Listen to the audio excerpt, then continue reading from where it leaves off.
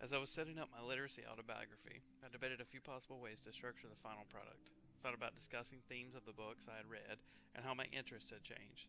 I thought about focusing on how my writing developed in tandem with the books I had read.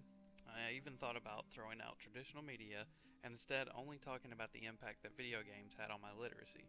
All of these would have been interesting, especially the last one, but I decided to simplify and instead give a timeline from beginning to present of which books I was reading and how those choices impacted my skills with reading as well as how much I enjoyed reading. So, let's start at the beginning. I was fortunate to have a large and well-connected family growing up. My sister, who was the closest in age to me, was with me at all times.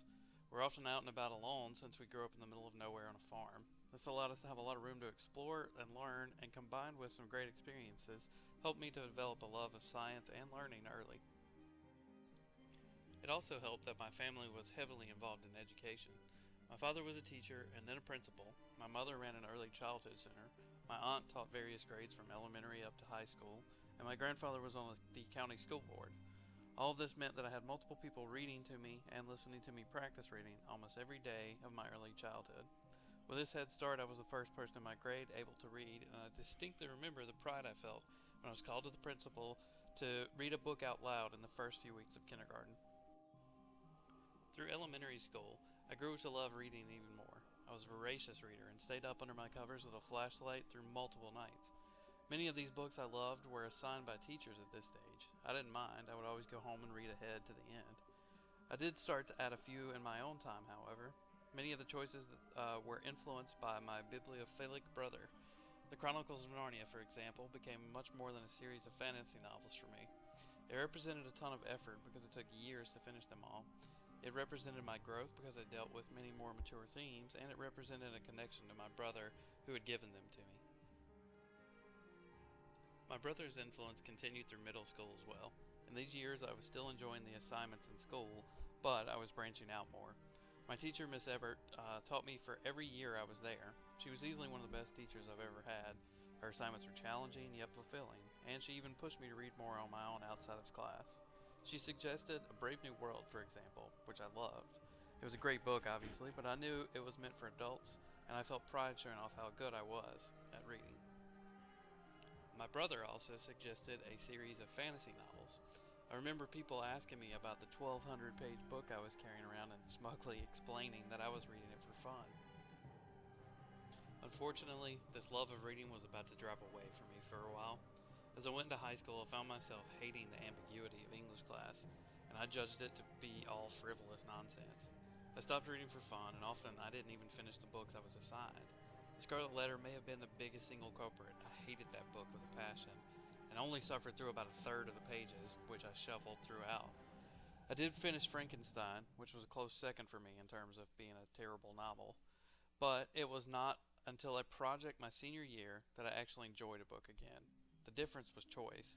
We were able to pick any book in the world for this project, so I went to my brother and was advised to read Catch 22. Then, when I went to his wife, she suggested Jitterbug Perfume. I love both of them. Not enough for me to tell people I liked reading again, but I did.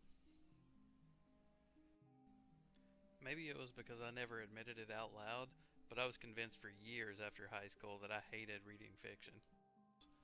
I even put off all my required English classes until the last semester of my very last year. And then, when I finally got to them, surprise, I loved them, just like I used to through middle school. I soaked up all the poetry and all the short stories of every class, but, more importantly, I started to read on my own again. Yet again, I was reading a lot that was influenced by my brother. The Watchmen seemed like a good place to start because it was a graphic novel and seemed easier. Then, The Hitchhiker's Guide to the Galaxy seemed easy because it was funny. Good Omens had that same thing going for it. And then I had to read American Gods because it was the same author. Before I knew it, I was back to reading one book after the other just because I wanted to. This continued over the next few years. However, I was really just reading for the fun of it. It was not until I went back to school to teach the subject, which I used to think I hated, so that I started to consciously read differently. One class in particular, on young adult fiction, really helped. I read a ton in here that I loved, and I really spent some time thinking about and analyzing each one on a deeper level. I also read a few I hated, but I did read them. I was no longer skipping parts like in high school, and I was able to find a few interesting things in each book once I gave it a chance. Along with the other literature classes I took over those 2 years, this class really helped me read with a purpose, and I started to view fiction with a better understanding of literature as a whole. Over these 2 years, I decided I needed to revisit a lot of the high school titles I'd either missed out on or skipped through without really thinking. Many of these classics now seem so beautifully written to me, I am almost glad I waited to give them the time and energy they deserve. For example, I used to think Shakespeare was overrated, and people only liked him because they were supposed to.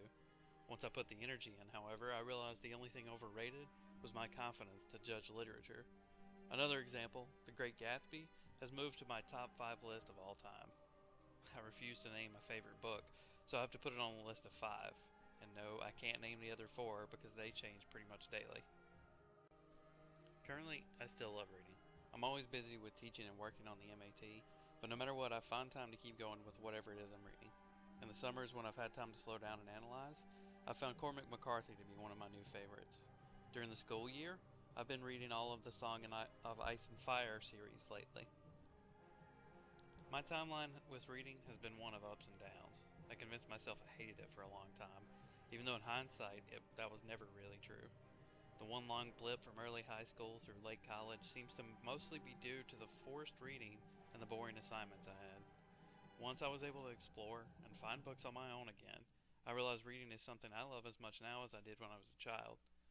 I have tried to keep this realization at the forefront of my curriculum development, and I include an independent reading project in each class despite the grade level. My hope is that if I can trust freshmen enough to choose their own novels and work through them at their own speeds, I can keep even more students from losing their love of reading that we see in so many children.